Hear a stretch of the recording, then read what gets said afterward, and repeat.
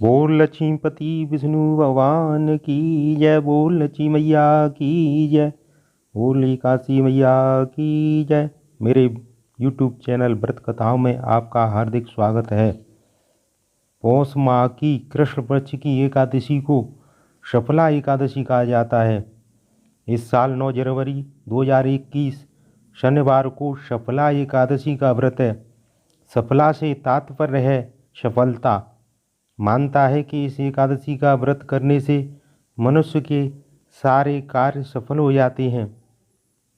सफला एकादशी साल 2021 की पहली एकादशी है। मानता है कि इस विधि से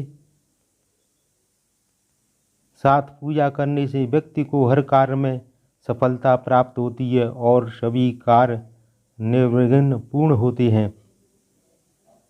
सफला एकादशी का महत्व धार्मिक ग्रंथों में धर्मराज युधिष्ठिर और भगवान श्री कृष्ण के बीच बातचीत के रूप में वर्णित है। मानता है कि 1000 अश्वमेघ मिलकर भी इतना लाभ नहीं दे सकते जितना सफला एकादशी का व्रत रखकर मिल सकता है। सफला एकादशी का दिन एक ऐसे दिन के रूप में वर्णित है जिस दिन व्रत रखने से दुख समाप्त होते हैं और भाग्य खुल जाता है। सफला एकादशी का व्रत रखने से व्यक्ति की सारी इच्छाएं और सपने पूर्ण होने में मदद मिलती है। जिन्होंने मेरे YouTube चैनल को अभी तक सब्सक्राइब किया है वो सब्सक्राइब जरूर करें और जिन्होंने सब्सक्राइब किया उनको हार्दिक धन्यवाद। युधिष्ठिर ने पूछा, स्वामिन, पौष मास के कृष्ण पक्ष में जो एकादशी होती है उसका क्या नाम है, उसकी क्या विधि है तथा उसमें किस देवता की पूजा की जाती है, ये बताइए।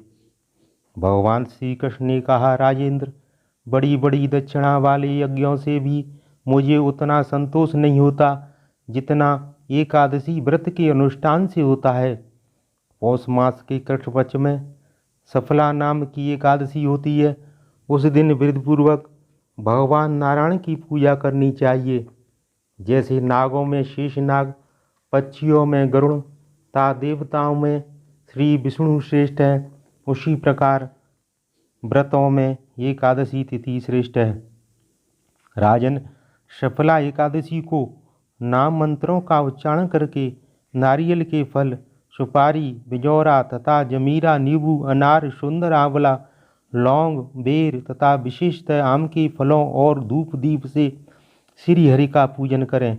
सफला एकादशी को विशेष रूप से दीपदान करने का विधान है।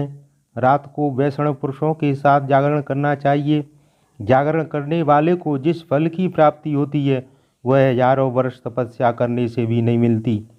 नपश्रेष्ठ, अब सफला एकादशी की शुभकारिणी कथा सुनो। चंपावती नाम से विख्यात एक पुरी है जो कभी राजा महिष्मत की राजधानी थी। राजश्री महिष्मत के 5 पुत्र थे। उनमें जो ज्येष्ठ था वह सदा पाप कर्म में ही लगा रहता था, पर स्त्रीगामी और वेश्यासक्त था।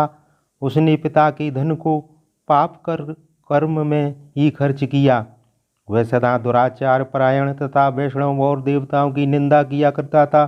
अपने पुत्र को ऐसा पापाचारी देखकर राजा महिष्मत ने राजकुमारों में उसका नाम लुम्भक रख दिया। फिर पिता और भाइयों ने मिलकर उसे राज्य से बाहर निकाल दिया। लुम्भक गहन वन में चला गया।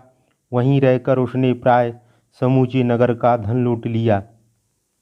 एक दिन जब वह रात में चोरी करने के लिए नगर में आया तो सिपाहियों ने उसे पकड़ लिया, किंतु जब उसने अपने को राजा महिष्मत का पुत्र बतलाया तो सिपाहियों ने उसे छोड़ दिया। फिर वह वन में लौट आया और मांस तथा वृक्षों के फल खाकर जीवन निर्वाह करने लगा। उस दुष्ट का विश्राम स्थान पीपल वृक्ष के निकट था। वह पीपल का वृक्ष बहुत वर्षों पुराना था। उस वन में वह वृक्ष एक महान देवता माना जाता था। पाप बुद्ध लुम्बक वही निवास करता था। एक दिन किसी संचित पुण्य के प्रभाव से उसके द्वारा एकादशी के व्रत का पालन हो गया। पौष मास में कृष्ण पक्ष की दशमी के दिन पापिष्ट लुम्बक ने वृक्षों के फल खाए और वस्त्रहीन होने के कारण रात भर जाड़े का कष्ट भोगा। उस समय ना तो उसे नींद आई और ना ही आराम मिला। वह निष्प्राण सा हो रहा था। सूर्योदय होने पर भी उसको होश नहीं आया। सफला एकादशी के दिन भी लुम्बक बेहोश पड़ा रहा। दोपहर होने पर उसे चेतना प्राप्त हुई। फिर इधर उधर दृष्टि डालकर वह आसन से उठा और लंगड़े की भांति लड़खड़ाता हुआ वन के भीतर गया। वह भूख से दुर्बल और पीड़ित हो रहा था। राजन लुम्बक बहुत से फल लेकर जब तक विश्राम स्तर पर लौटा तब तक सूर्यदेव अस्त हो गए। तब उसने उस पीपल की वृक्ष में के जड़ में बहुत से फल निवेदन करते हुए कहा, इन फलों से लक्ष्मीपति भगवान विष्णु संतुष्ट हों। यों कहकर लुम्बक ने रात भर नींद नहीं ली। इस प्रकार अनायास ही उसने इस व्रत का पालन कर लिया।